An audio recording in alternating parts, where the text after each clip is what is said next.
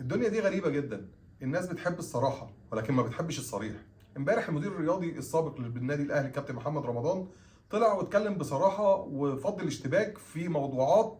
خدت كتير من اللغط وكتير من الترند وكتير من الكلام والاخذ والرد والاشاعات، ووضح وبرأ كل من كهربا وامام عاشور وعمر كمال عبد الواحد، واتكلم على تجديدات الشناوي وياسر ابراهيم، واتكلم عن عقود كانت المفروض رؤيته انها تتجدد قبل وجوده بفترات طويله ولكن ما تمش تجديدها، وكل ده كان لتوضيح الصوره ولم يهاجم او يضر الفريق باي شكل من الاشكال.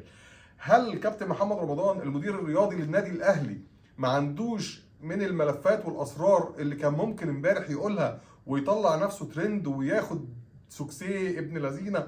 ويرفع نفسه على اداره النادي الاهلي، خاصه بعد المشاكل اللي حصلت في التعاقد مع كولر